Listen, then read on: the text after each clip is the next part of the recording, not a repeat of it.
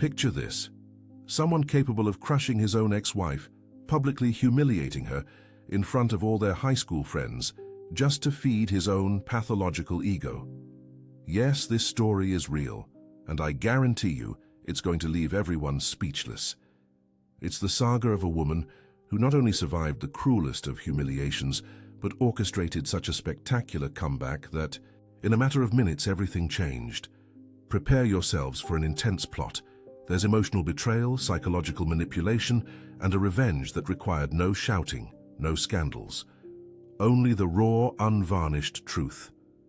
Stay with me until the end, because when her current husband steps into the picture, you will truly understand what real power is. It was a Tuesday like any other in Atlanta, Georgia, when Maya Jones, a radiant pregnant black woman, found an invitation on her kitchen table. You know those invitations that just exude sophistication. Thick paper, golden lettering, a touch of exclusivity. It was exactly like that. A call for the 10-year reunion of Northwood High School's class of 2014. For an instant, Maya just stared at it, as if that paper rectangle were a ticking time bomb about to explode. And it wasn't an exaggeration. Her mind already projected a name: Ethan Vance, her ex-husband. The one who, during years of living together, seemed to have a special talent for making her feel absolutely invisible, utterly worthless. Can you imagine the torture of living alongside someone who suffocates you, who makes you feel like dead weight, useful only for propping up someone else's ambitions? Maya paused, and memories of the past came like a whirlwind. In high school, she and Ethan were the ideal pair, a true golden couple, the quintessential prom king and queen. She, the sweet girl with a talent for drawing. He, the popular one, the future lawyer, with grand ambitions. In everyone's eyes, it was a fairy tale. But no one saw the silent drama unfolding away from the spotlights. In their early years of marriage, while Ethan plunged into his law studies, Maya worked 2 jobs to keep their home afloat. She was the one who typed his papers, who organized his study groups with colleagues, who sacrificed her own dream of pursuing art so he could dedicate himself entirely to his career. And what was the thank you she received? Only demands. Maya, you need to be more ambitious. You need to think about our future. The saddest part is that she believed him. She fervently believed she was doing the right thing, that she was the perfect wife. Until one day, after a brutal argument, a painful clarity struck her. She had vanished. The Maya who drew, who dreamed, who had her own voice, had simply evaporated. The divorce? It was a living hell. Ethan spared no effort to destroy Maya's reputation. He spread it to everyone that she was a failure, without ambition, a gold digger seeking an easy life. He painted himself as the victim, the poor guy who had married a parasite. And believe it or not, for quite a while, Maya bought into that narrative. But fate had other plans. 3 years after the divorce's whirlwind, something grand happened. Maya met Sterling Hayes. And folks, the difference it makes to have someone who truly sees you, it's transformative. Sterling was the inverted mirror of Ethan Vance. While Ethan was loud, arrogant, and demeaning, Sterling was calmness personified, self-assured, a true safe harbor. Where Ethan suffocated her, Sterling propelled her to dream again. With Sterling's unwavering support, Maya resurfaced. She returned to her studies, completed her art degree, specialized in art history, and, get this, opened her own art authentication and advisory firm. Today, she assists collectors in authenticating artworks, a respected expert in the market. The woman Ethan declared good for nothing had become a recognized authority. And don't you all think Sterling was just any partner? He was, literally, a billionaire, heir to one of the largest real estate development and investment conglomerates in the country. But his power didn't come from his fortune. Sterling never flaunted it, never treated her like a trophy. For him, money was just a detail. What mattered was the solid foundation of love and respect they built. When Ethan Vance discovered Maya's marriage through social media, yes, he stalked her, obviously, the man lost his mind. Rage consumed him. He started sending venomous messages saying she had become a high-class gold digger, living in a golden cage. His wounded ego simply couldn't stand to see that Maya had not only rebuilt her life, but was thriving. beside someone infinitely more successful than he was. For 3 long weeks, Maya stared at that invitation. It was a constant reminder of an impossible dilemma. If she didn't go, Ethan would spread to everyone that shame prevented her from showing up. But if she dared to go, she would have to face his acidity in front of all their old classmates. It was a true catch-22. Sterling, of course, offered her his full support. "If you don't want to go, we won't," he said, just like that. But it was exactly this attitude that awakened something in Maya. A renewed strength. She decided she would face it, that she would show everyone, and most importantly herself, that she was no longer that insecure woman from years ago. The reunion night descended like a long-foretold storm, Maya meticulously prepared. A stunning cobalt blue dress accentuated her glow, elegant shoes and impeccable hair. She looked beautiful, radiant on the outside, but within the nervousness was overwhelming. Sterling would try to arrive later, held by an unavoidable work commitment. This meant that for the first few hours, she would have to face everything alone. The Ansley Golf Club, the chosen venue for the reunion, was an opulent space that perfectly harmonized with the class's inflated vanity. Upon entering the hall, Maya immediately felt that heavy energy of judgment. You know that feeling when you walk into a place and sense every single person is dissecting you? That was precisely it. The malicious whispers began instantly. "Look who showed up. It's Ethan's ex. I heard she married the billionaire. Must be a total gold digger." It was truly low. People didn't even bother to disguise it. Fortunately, Chloe, her best friend since forever, rushed over for a tight embrace. "Girl, I've missed you. You look stunning," she exclaimed. Chloe, a pediatrician and mother of 2, was one of the few who had always known how toxic Ethan truly was. "You actually came. I'm so proud," she continued. "I almost gave up," Maya confessed, her voice slightly choked, "but I couldn't just let it slide." "Good thing you didn't," Chloe retorted, "because you need to show this hypocritical crowd who you really are. And look, Ethan's over there at the bar, already drinking and holding court for his audience." Maya looked in the direction Chloe pointed, and there he was. Ethan was still handsome, she had to admit, the same blonde hair, the same conquering smile that fooled everyone.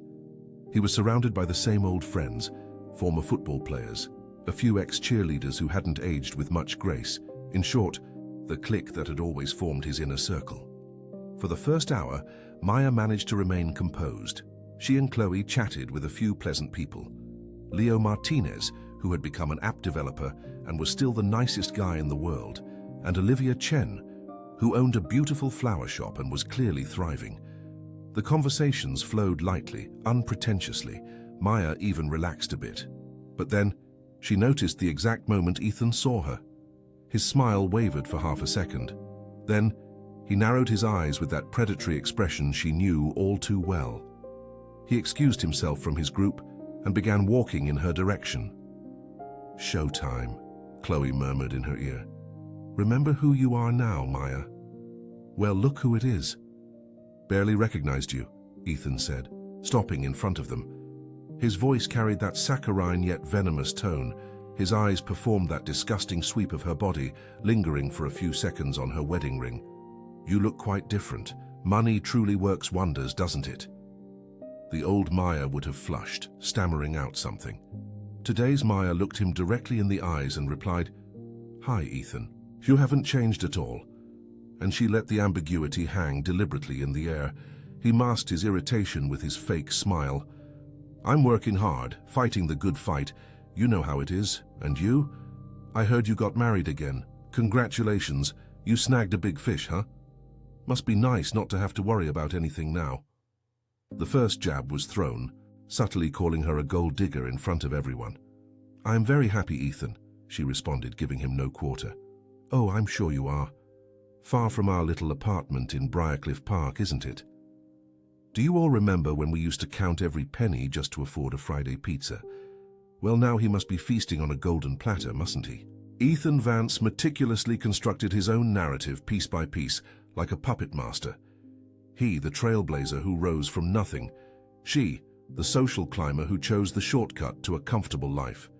A textbook, psychological manipulation. "I remember our story well, Ethan," Maya replied, her voice imbued with a subtle chill. "I remember everything." And he knew she wasn't just referring to the pizzas of their youth. She spoke of the lost nights typing his papers, the job offers she turned down, sacrificing her own career to fuel his. She spoke of her grandmother's inheritance, used to fund his college education, a detail he conveniently omitted from his heroic version of events. Before Ethan could even open his mouth to retort, Blake appeared, the former team captain and Ethan's loyal associate. "Ethan, man, everyone's calling for you at the mic. You've always been the master of speeches." Ethan Vance's eyes scintillated. Ah, the microphone. A captive audience was his preferred stage, his natural habitat. "Excuse me, Maya, important people are waiting for me," he shot back, flashing a smile that was pure venom. As he walked away, Chloe let out a discreet whistle. "The narcissist has landed and is preparing for his horror show," she murmured. Maya watched him ascend the makeshift platform, feeling a chilling premonition run down her spine. It would be far worse than she had ever imagined. He wouldn't be content to humiliate her behind closed doors. He would do it in front of everyone. A sharp clink of a spoon against a champagne flute silenced the ballroom's buzz. All eyes converged on Ethan, who held a microphone in one hand and a glass of whiskey in the other. To the unsuspecting, he exuded confidence and charm. But Maya knew that dangerous glint in his eyes all too well. It was the predator's instinct, now in his own domain. "Hey everyone, so good to see everyone here," he greeted with a calculated smile. 10 years, huh? Seems like just yesterday." The crowd responded with cheers and whistles. "Looking around, I see some of you have aged a bit," he quipped, drawing laughter. "Some have gotten quite rich." His gaze, sharp as a blade, landed directly on Maya, and some are just happy to still be standing. Each sentence was a provocation, designed to create a tsunami of speculation. Ethan Vance was truly an architect of insinuation. "You know, I look around this room and I see a sea of genuine success stories. Dedicated doctors, visionary entrepreneurs, exemplary mothers and fathers, people who truly strive to build something solid, something to be proud of." He took a slow sip of whiskey, letting the heavy subtext hang in the air. The message was crystal clear. True success was forged with sweat and effort, not through a shortcut via marriage. Then Ethan directed his piercing gaze at Maya, raising his glass in a toast, heavy with scorn. "And I'd like to make a special toast to my ex-wife, Maya Jones." An uneasy murmur rippled through the room, the sheer audacity of it, addressing her by her maiden name publicly, attempting to nullify her current identity, to delegitimize the woman she had become. Perhaps not everyone knows this, but Maya and I dated all the way back to Northwood High School. "We built a life together, from the ground up," he continued, shaking his head with a smile more artificial than nostalgic. "I poured every ounce of myself into my career, envisioning a future for us both, and she, well, she was by my side for a time." That phrase, "for a time," dripped with venom, suggesting she had abandoned the ship, that she lacked the fortitude to weather the storm. "Life, you know, guides us along distinct paths," he continued, his voice distilling a forced, hypocritical melancholy to its very core. "People evolve, they change. And though my own journey has been steep, fraught with challenges, I wouldn't trade that path for anything. It's what forges character, what reveals what truly matters."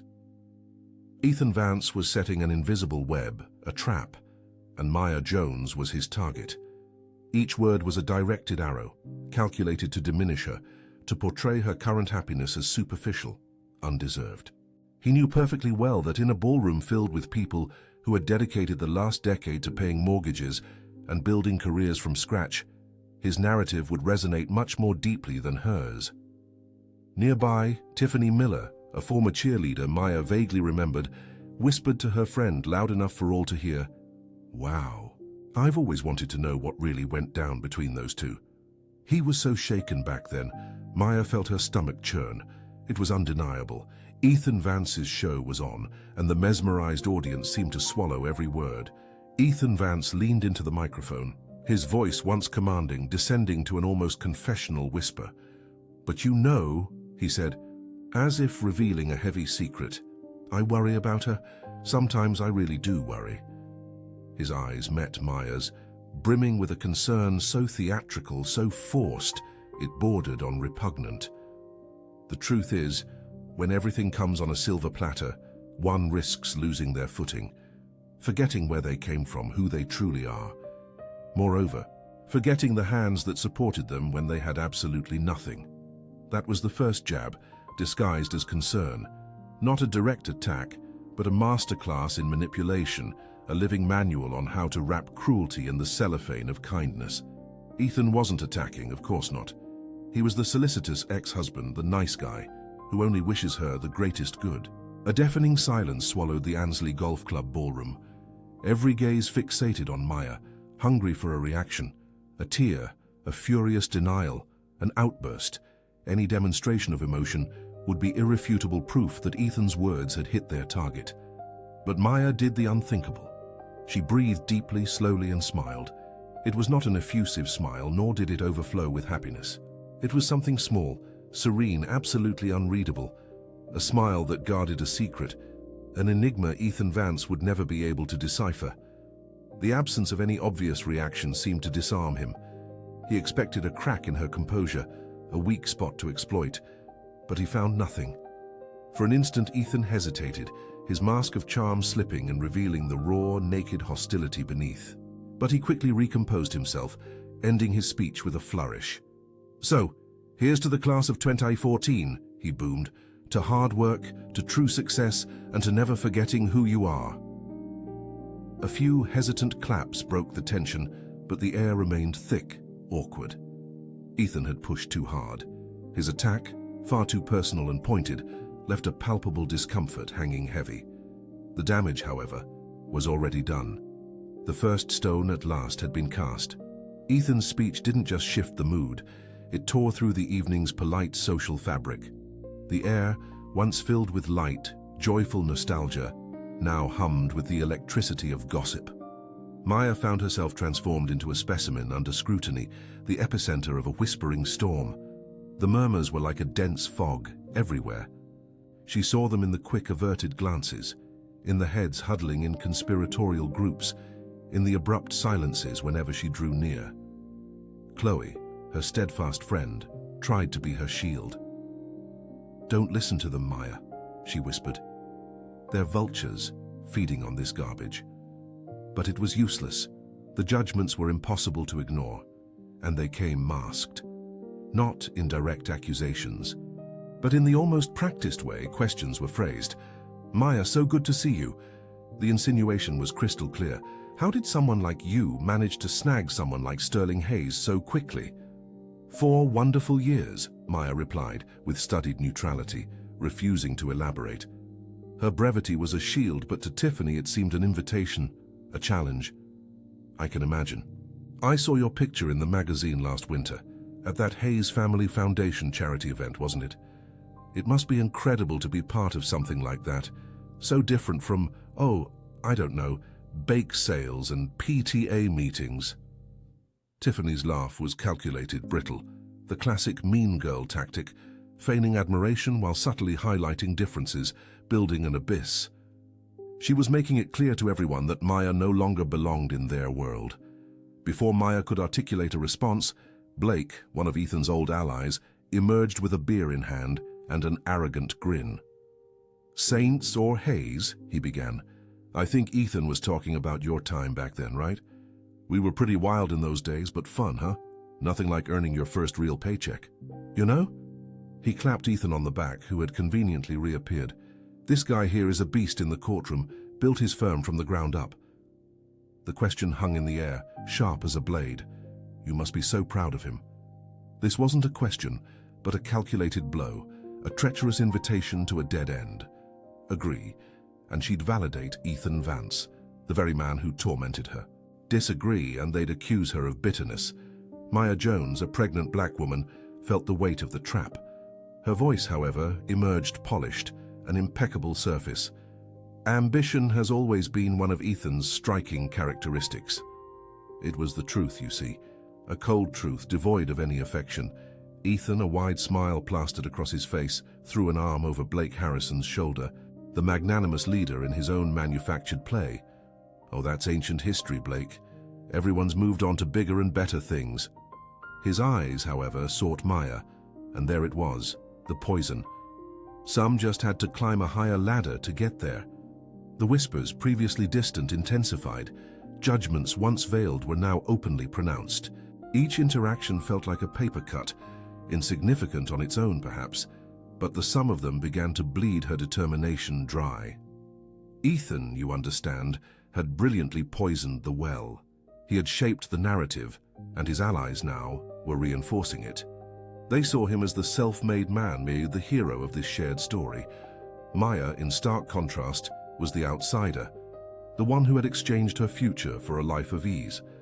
The sharpest pain, however, stemmed from the silence. From those who should have known better. From friends she considered true, witnesses to their first apartment together at Briarcliff Park, to the grueling period when she worked 2 jobs to support them both while he pursued his bar exam. Now they stood there, eyes averted, lacking the courage to challenge the twisted version of events. Their silence was complicit, a cruel endorsement. This fed Maya's deepest fear, the insidious voice echoing that perhaps Ethan had been right all along, that she was forgettable, insignificant, her contributions easily erased from their shared history. She retreated to a small empty table in the corner. She needed to breathe. The ballroom at the Ansley Golf Club seemed to shrink, the ceiling pressing down on her. The cheerful music, once a festive backdrop, had transformed into a sarcastic counterpoint to the storm raging in her chest. From there, she watched Ethan. He worked the room with masterful ease, laughter, handshakes, backpats. He radiated the confident aura of a victor. He wasn't just humiliating her. You see, he was consolidating his social standing, garnering crucial support, all at her expense. Then came the stark realization, a sudden jolt. This was the hidden motivation, the raw truth revealing itself. It wasn't just about hurting her, it was about power. In that small shared universe of Northwood High School alumni, he was meticulously restoring his dominance.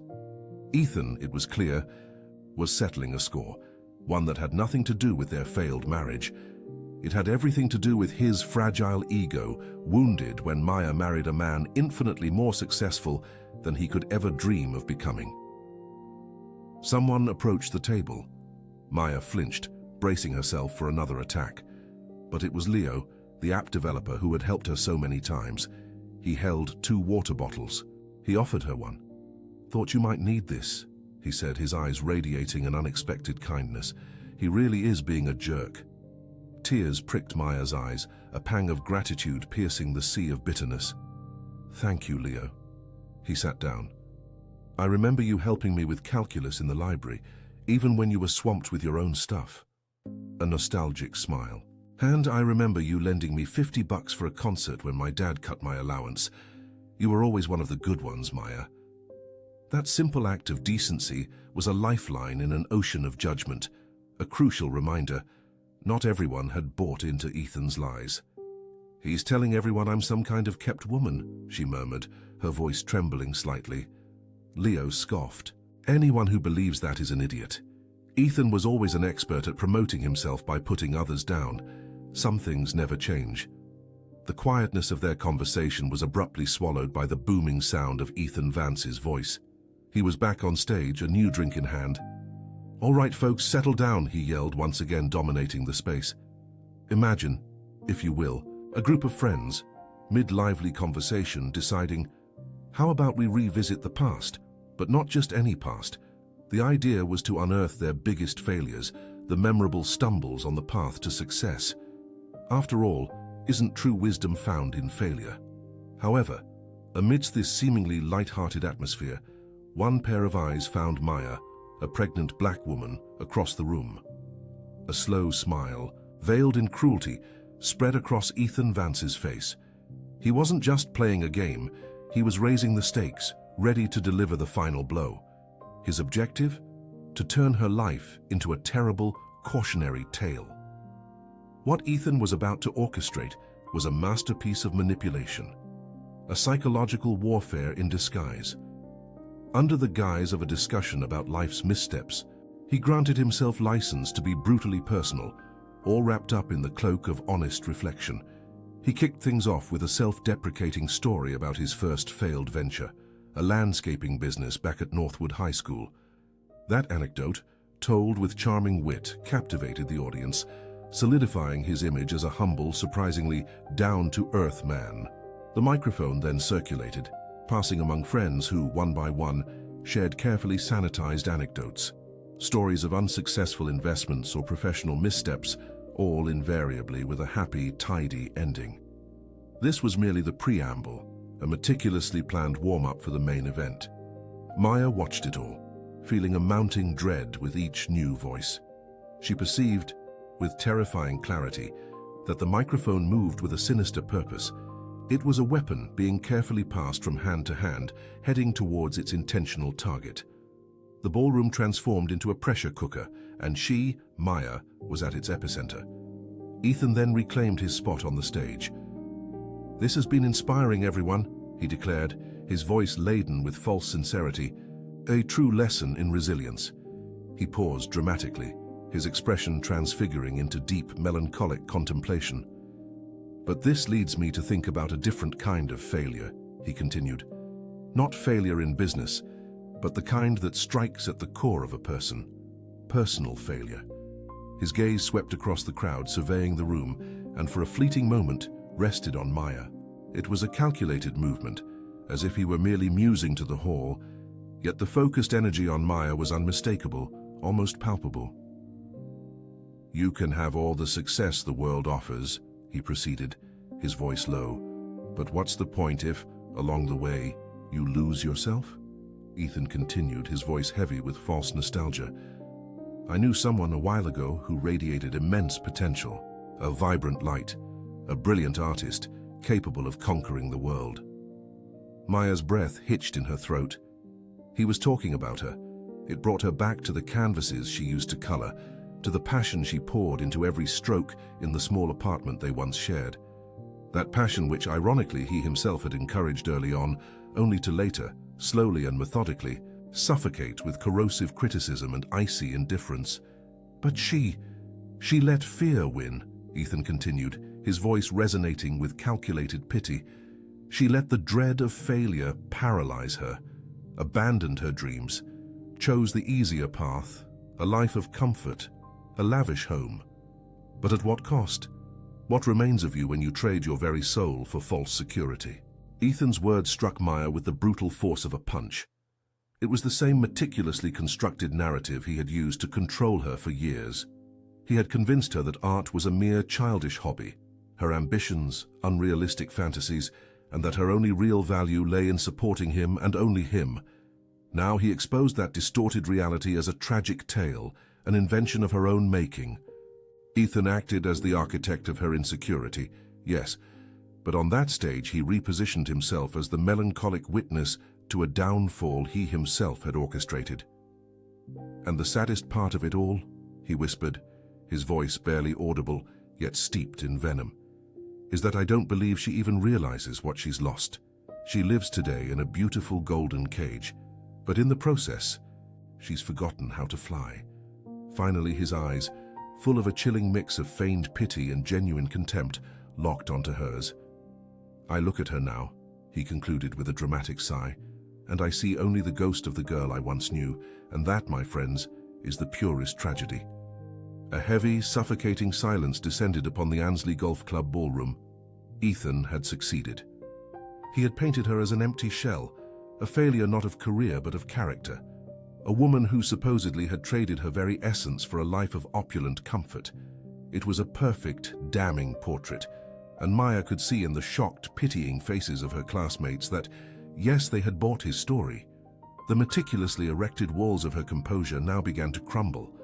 That elegant blue dress, meant to project confidence, now felt like a mere costume. Her self-assurance was a fragile mask, and beneath it, Maya, a visibly pregnant 24-year-old black woman, saw herself anew. Exactly as Ethan had always described her, insufficient, never truly enough. The entire ballroom began to spin. faces blurred into a dizzying kaleidoscope of judgment. The whispers, once discreet, now roared in her ears. Gold digger and failure and empty and's ghost. Chloe squeezed her hand, her knuckles white. Maya breathed. He's lying. It's all lies. The cruel irony was how those venomous, meticulously crafted lies struck deep roots precisely within her greatest private fears. Yes, she knew in a quiet corner of her heart that she had chosen a path of lesser resistance.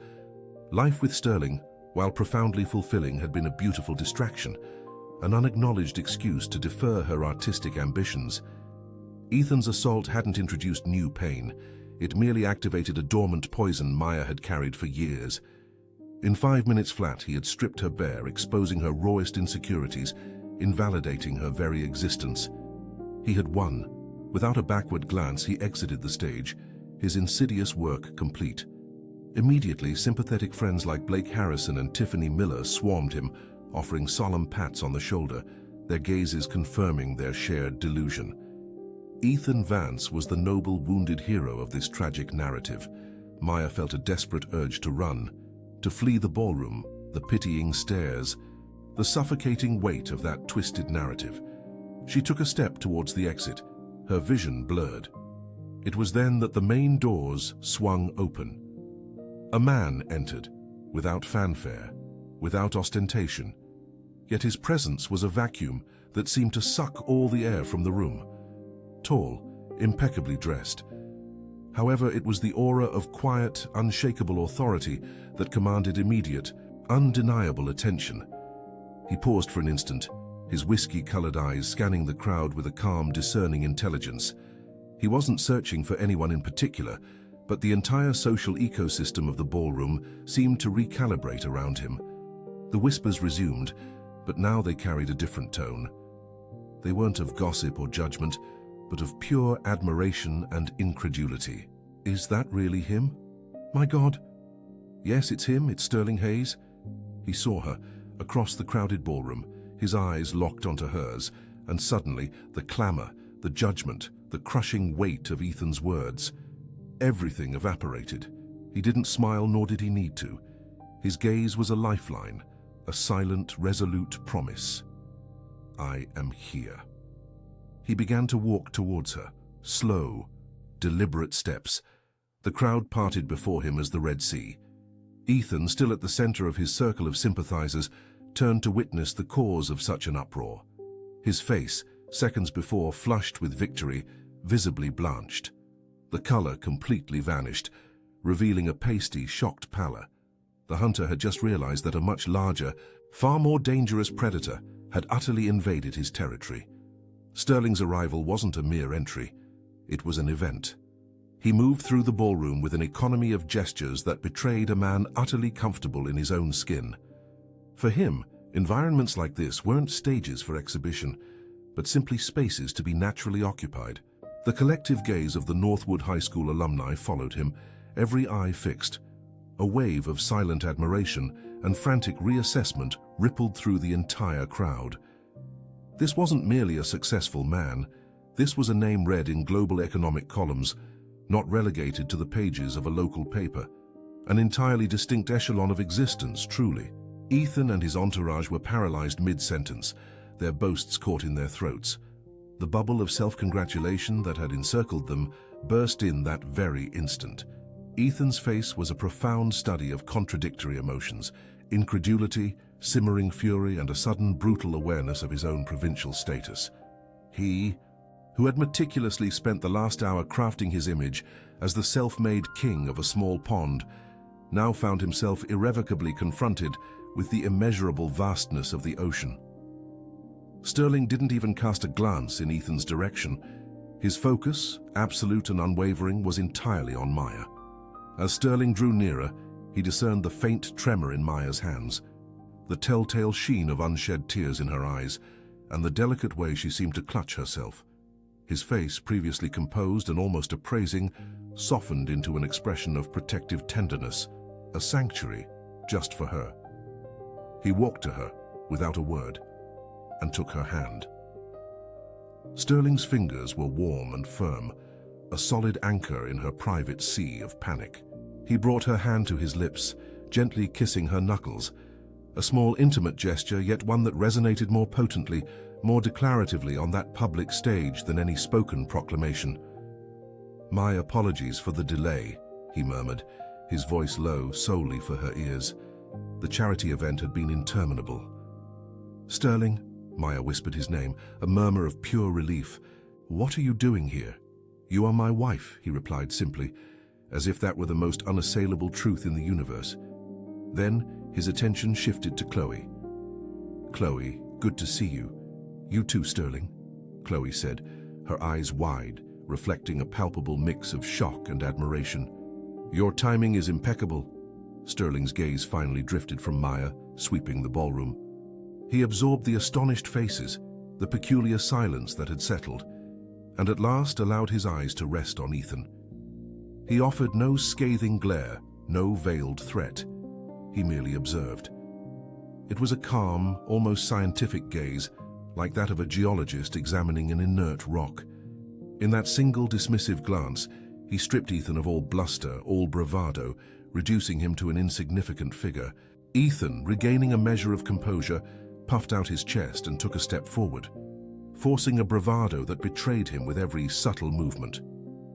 "Well, I am Ethan Vance, Maya's ex-husband. We were never formally introduced." He extended his hand, a final desperate effort to claim some parity, to prove himself worthy of being in the same ring. Sterling looked at the extended hand for a long moment, without a shred of disdain, but with an almost clinical curiosity.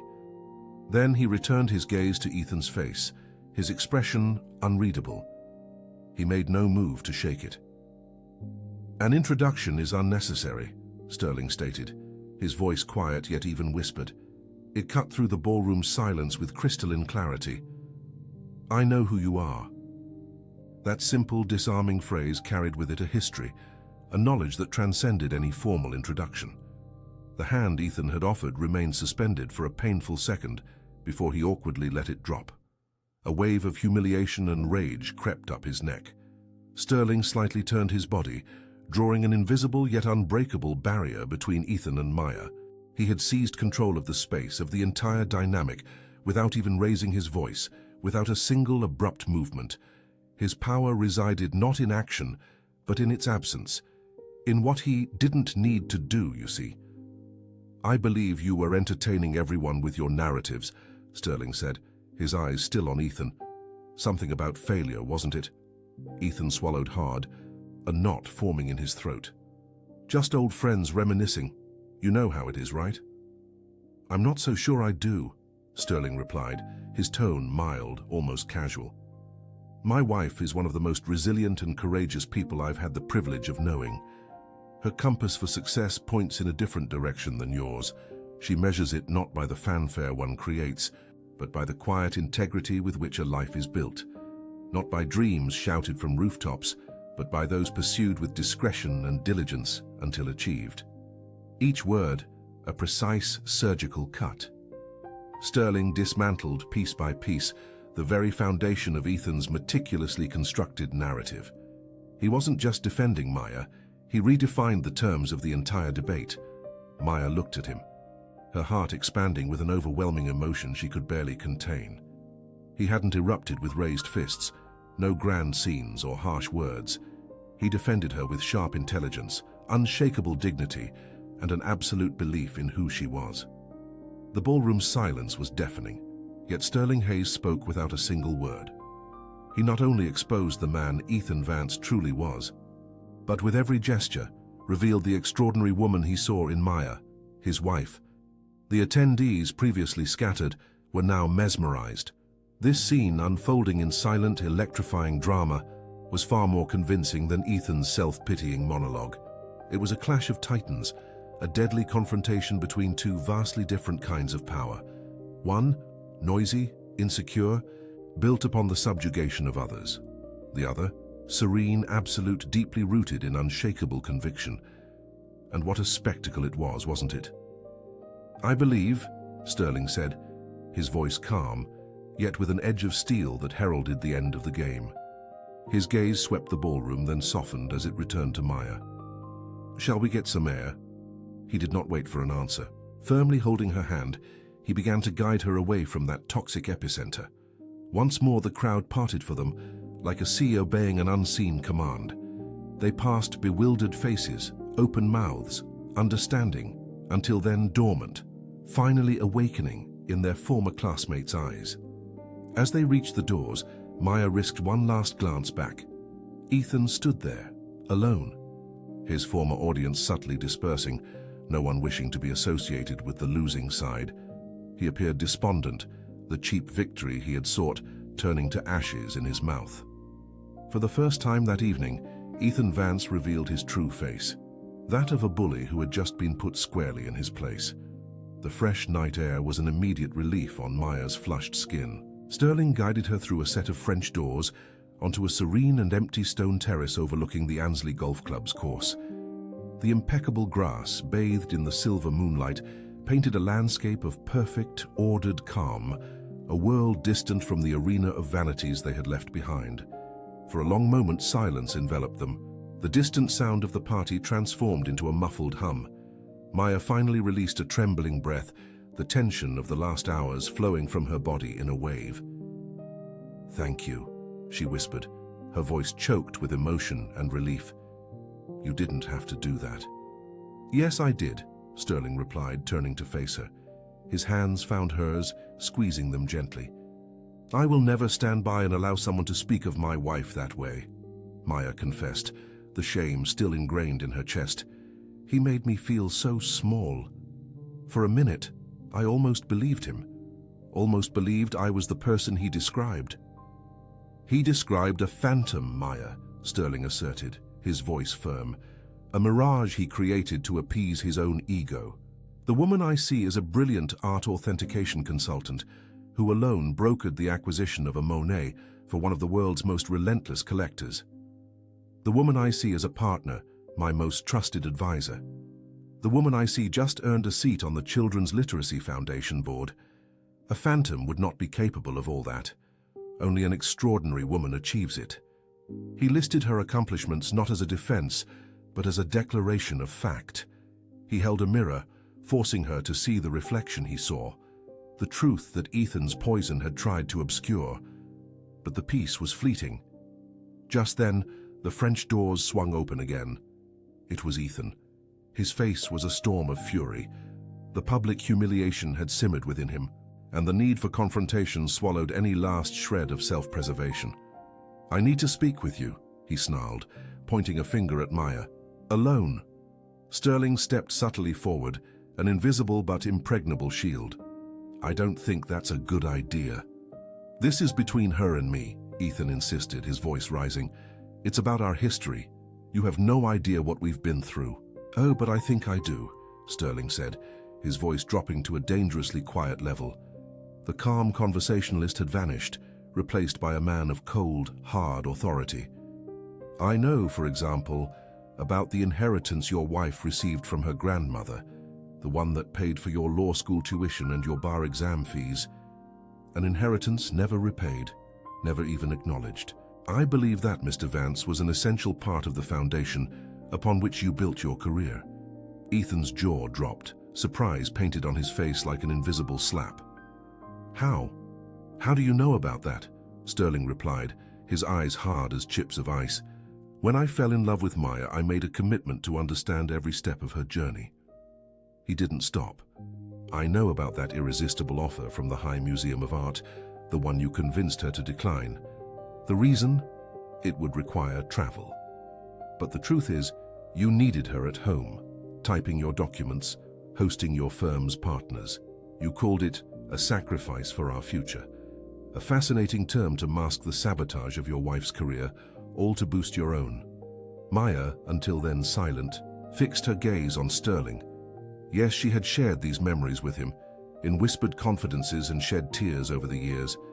But hearing those truths now exposed with such clinical precision, with the factual coldness of irrefutable proof against Ethan, was something that stole the air from her lungs.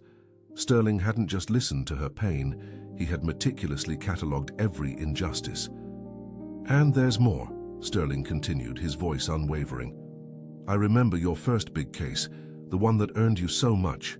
You bought yourself a luxurious car, but then you assured Maya there was no money for the master's degree she so desired and for which she was already accepted. The tuition?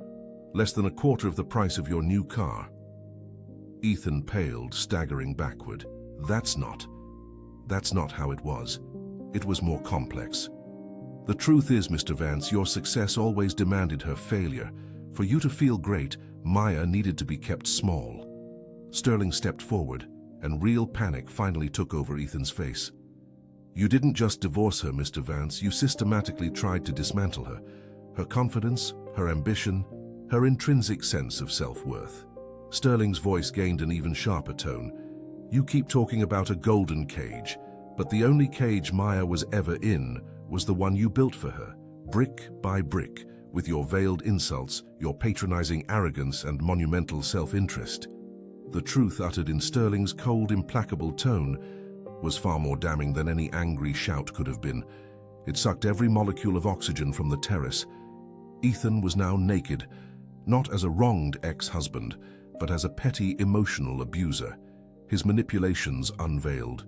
His motives, once hidden in the shadows, were now exposed, laid bare for all to see. It was never about love nor a shared history. It was always about jealousy. The professional jealousy of a man who could never tolerate his wife's bright potential, added to the personal bitterness of someone who couldn't bear to see her happy and thriving with another.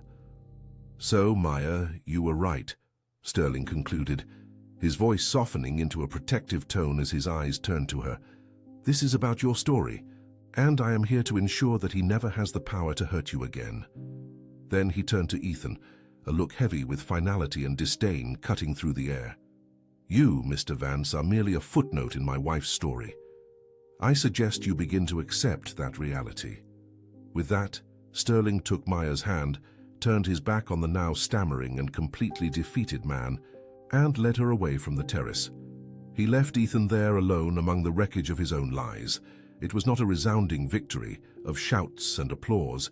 It was a silent triumph, a discreet defense that, in its essence, roared like a lion.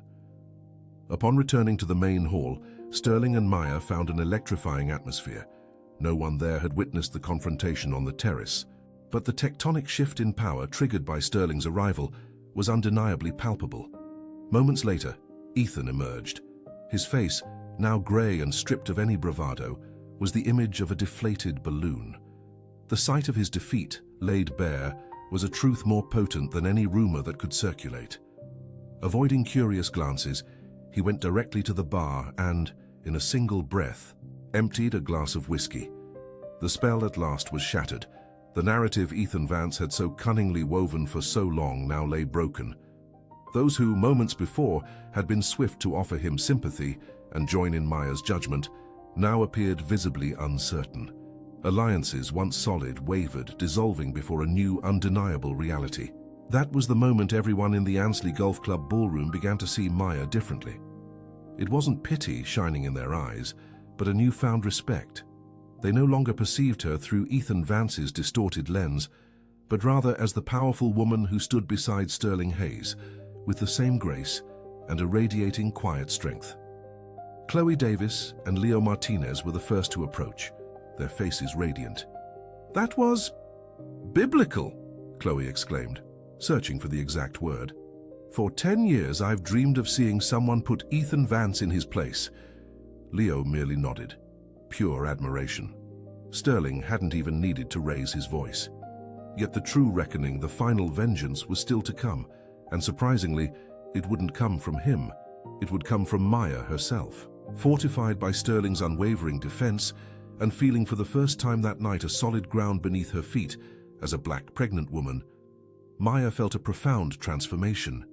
Fear dissipated, giving way to a cold, clear anger. An anger not just at Ethan, but also at herself, for having allowed him to convince her she was less than she truly was. Her eyes crossed the ballroom, catching Tiffany Miller and Blake Harrison, two of Ethan's most vocal supporters, shrinking near the snack table, casting nervous glances her way. The old Maya, the one who would cower, would have ignored them. She would have settled for a private victory. But the new Maya, the woman Sterling saw, the rising force, walked directly toward them. An awkward silence hung as she approached. Their discomfort was palpable. "Tiffany," Maya began, her voice calm yet firm, without hesitation, "you mentioned earlier how my life must be different now. And you're right. It is very different." She paused, her eyes fixed on Tiffany's. "For example, my husband doesn't see my dreams as a threat to his own. He doesn't tell me my passions are just foolish hobbies. On the contrary, he celebrates my success instead of trying to sabotage it. That, Tiffany, is the main difference, not the money." Tiffany's face flushed a deep crimson. She opened her mouth to speak, but no words could escape. Maya then turned to Blake. "And Blake, you said you were proud of Ethan for building his firm from scratch, didn't you?" The question hung in the air. "Well then, you should know that the initial capital for that office came from my grandmother's inheritance, an investment I myself made in him because I believed in him, an investment he conveniently forgets to mention when recounting his heroic origin story." Blake averted his gaze to the floor, to the ceiling, anywhere but Maya's eyes. The truth in her words, delivered without malice but with unshakable conviction, resonated with the undeniable authenticity of someone finally breaking free. But she wasn't finished. Her voice rose slightly, not in a shout, but enough to capture the attention of those nearby. "For years I allowed Ethan to define me," she confessed, with an intensity that silenced everyone. "I let his voice become the only one I could hear in my head. He told me I was weak, and I felt weak. He told me I was nothing without him, and I believed him." She swept the room with her gaze, seeking Ethan, who watched the scene unfold, trapped and powerless. But he was wrong. That simple phrase reverberated with the force of a revelation. It wasn't just a declaration. It was her independence, proclaimed not only for the room but for the ghost of the insecure girl she once was.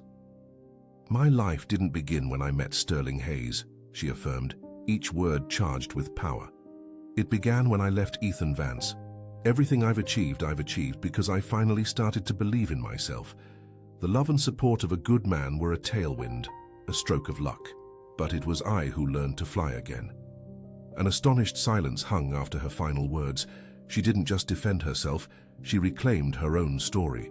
She took the ugly, distorted narrative Ethan had fabricated and incinerated it before everyone. She offered the truth, and the truth was unquestionably far more convincing.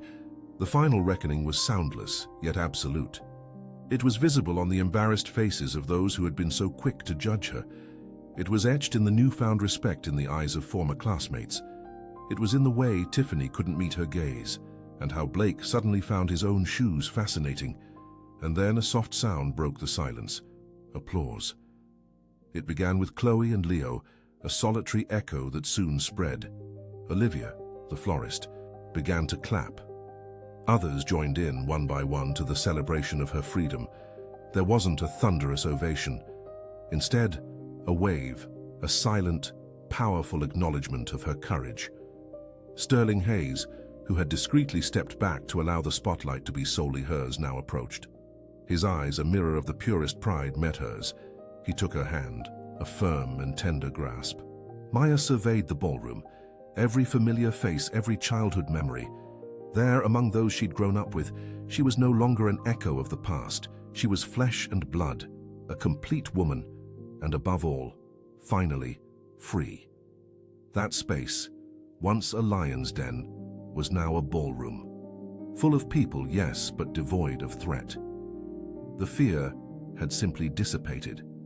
Maya's story, truly, is a potent echo for all of us. It whispers the past need never be our future's prison. More, it reveals true strength isn't never stumbling, but the indomitable courage to rise and finally rewrite your own story. She confronted the lies that trapped her, not with fury, but with the serene dignity of irrefutable truth. Living proof, the most potent voice, the one that truly matters, is always your own. This journey from a golden cage to authentic freedom is a beacon of inspiration for anyone feeling diminished, stifled by circumstance. If this narrative, of betrayal, profound redemption, and the almost magical power of self-worth, resonated, please hit like. Share with anyone needing this message. Subscribe for more stories pulsing with real life. We'll see you next video.